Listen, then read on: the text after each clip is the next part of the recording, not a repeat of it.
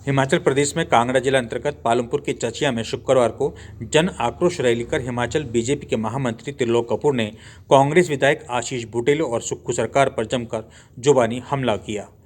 त्रिलोक कपूर ने कहा, अब समय आ गया है कि कांग्रेस की सरकार ने जहां जहां कार्यालयों को बंद किया वहां बीजेपी जनता के साथ मिलकर आंदोलन करेगी, जिससे कार्यालयों पर जड़े ताले अपने आप खुलने शुरू हो जाएंगे। उन्होंने कहा कि इसकी शुरुआत चचिया से शुरू भी हो चुकी है। पूर्व बीजेपी सरकार ने कार्यालय खोले और कांग्रेस ने उन पर ताले जड़ दिए। त्रिलोक कपूर ने कहा कि मैंने हमेशा सच का समर्थन किया है। कांग्रेस नेताओं की तरह झूठ बोलना हमारी आदत में नहीं है। पूर्व सरकार ने चचिया की 15 पंचायतों की मांग पर लोक निर्माण विभाग का उप कार्यालय खोला था। स्थानीय कांग्रेस विधायक आशीष बुटेल पर जुबानी हमला बोलते हुए कहा कि जो परिवार 40 सालों से पालमपुर की जनता से छल की राजनीति कर रहे हैं, उनको इस क्षेत्र की याद क्यों नहीं आई। यहाँ के किसानों की एक ही मांग थी कि बेसहारा पशुओं ने उनके खेतों को नहीं बल्कि फसलों को भी नष्ट कर दिया था।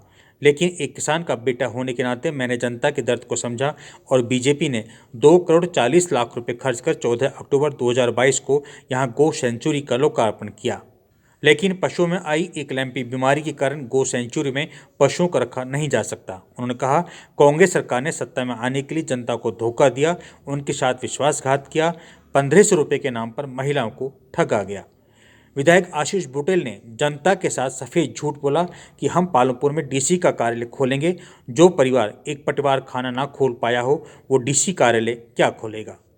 कि हमारे पार्टी के लोगों ने जब यहाँ की जनता को ये विषय ध्यान में लाए कि इस क्षेत्र के जो हमारे 15 पंचायत के लोग हैं उनको 3 बहुत बड़ी महत्वपूर्ण और ज्वलंत समस्याओं से गुजरना पड़ रहा है। सबसे बड़ी समस्या ये थी कि इस इलाके में जो हमने गौ सेंचुरी का निर्माण किया था, वो गौ सेंचुरी की दुर्दशा आज इतनी खराब है कि जो हमने किया था वो भी पूरी तरह धराशायी हो गया है।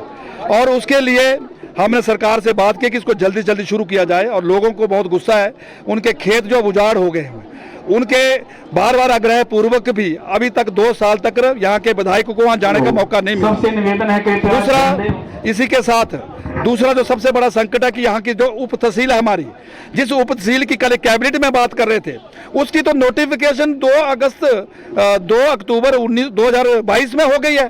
और उसके में तहसीलदार जोगिंदर बस्ती जी ने रेगुलर काम किया है, स्टाफ भी वहाँ था। अगर उसमें कोई कमी रह गई थी तो तुम उस कमी को पूरा करते, तुमने ताला क्यों लगा दिया।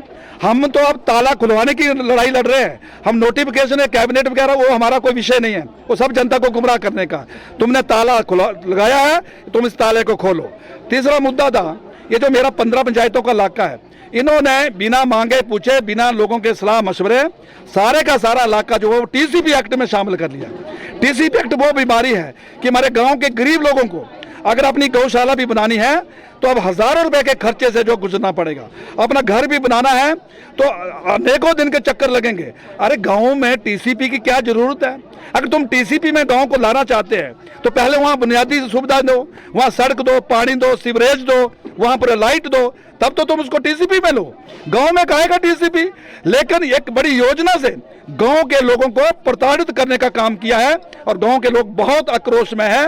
ये निर्णय लिया गया है कि जब तक इस इलाके के 3 बिंदुओं पर सरकार ने बात नहीं मानी तब तक ये संघर्ष का बिगुल जो है जारी रहेगा। इसमें कोई समझौता होने वाला नहीं है। आज का जन आक्रोश आपने देखा है, इंद्रुनाग से लेकर यहाँ तक लोग कितना अपना काम बार छोड़कर क्यों यहाँ आए थे। कोई बड़ा नेता तो था नहीं यहाँ पर। एक अपील थी, ये मुद्दे आपके लिए आने वाले, इसके खिलाफ लड़ाई लड़नी, और लोग बढ़ चढ़कर इस काम में इस आंदोलन में शामिल हुए। ये आज मैं कहना चाहता हूँ। वो प्रूफ दे कि कौन सा बजट मांग रहे हो। भ्रष्टाचार करने के लिए बजट चाहिए या उनके काम करने के लिए बजट चाहिए। यहाँ के तहसीलदार, मैं कह रहा हूँ कि जो सब नायब तहसीलदार थे श्री जोगेंद्र जी, उनकी सैलरी एसडीएम ऑफिस से निकलती है। वहाँ का जो स्टाफ है सारी सैलरी वहाँ से निकलती है। भवन जो कानून ऑफिस में था, और कौन से बजट की बात चाहिए थी इनको। लेकिन मैं पूछना चाहता हूँ कि जिस ब्लॉक की जो बात कर रहे हैं, हमारे टाइम ब्लॉक जो है 60% से ज्यादा था, इनके टाइम आज स्टाफ 25 और 30% है। जवाब दें इस बात का। आज मैंने तथ्यों के साथ बात की है। ये लोगों को गुमराह कर रहे हैं। बेसिकली हमारे विधायक की जो सारी टाइम की जो व्यस्तता है वो कहाँ खर्च होती है ये पालमपुर जानता है, और हमारी लड़ाई जनता के लिए होती है। ये फर्क है बहुत। निश्चित तौर पर हमने 1 महीने का अल्टरनेटिव दिया है। अगर 1 महीने में तुमने गौशाला को नहीं चलाया, ये जनता नेशनल हाईवे पे बैठेगी, तब इनको पता लगेगा कि जनता का दर्द क्या है। जनता जाग गई है और जनता इनको जगा के दिखाएगी। ये कहावत बिल्कुल सही है कि पुलिस से बचना बहुत मुश्किल है। जी हाँ, ऐसा हम इसलिए कह रहे हैं क्योंकि हिमाचल पुलिस ने तमाम कड़ियों को जोड़ते हुए आखिरकार 1 साल बाद अश्लील वीडियो बनाकर बाद में ब्लैकमेल करने वाले गिरोह का भंडाफोड़ कर दिया है। हिमाचल में जिला पुलिस नूरपुर को अश्लील वीडियो बनाकर बाद में ब्लैकमेल करके पैसे ठगने वाले गिरोह को पकड़ने में बड़ी कामयाबी मिली है। पुलिस इस गिरोह के 2 लोगों को राजस्थान से गिरफ्तार कर पुलिस थाना फतेहपुर ले आई है। बताया जा रहा है कि उक्त गिरोह ने मच्छोट के 21 वर्षीय युवक मनीष राणा को वीडियो कॉल करके उनका अश्लील वीडियो बना लिया था और उनकी वीडियो को सोशल साइट पर अपलोड करने की धमकी दे रहे थे। युवक मनीष राणा ने बेइज्जती के डर से उनके खाते में 11,000 रुपये की राशि ट्रांसफ़र भी कर दी थी, लेकिन ये लोग फिर भी पैसे मांगे जा रहे थे। ऐसे में युवक ने प्रताड़ित होकर 1 जनवरी 2024 को अपने मोबाइल पर सुसाइड नोट लिखकर चाचा को व्हाट्सएप पर भेजकर आत्महत्या कर ली थी। युवक का शव जंगल में मिला था। मृतक युवक के सुसाइड नोट के आधार पर पुलिस ने थाना में मामला दर्ज कर आगामी कार्रवाई शुरू कर दी थी। पुलिस ने मोबाइल लोकेशन ट्रेस करते हुए राजस्थान से 2 युवकों पंकज और सचिन को गिरफ्तार कर थाना फतेहपुर ले आई है। इस संबंध में डीएसपी क्या कह रहे हैं, आइए आप भी। मामला दर्ज हुआ था पुलिस स्टेशन फतेहपुर में। तो ये लड़का स्थान का रहने वाला था जिसका नाम था मनीष राणा।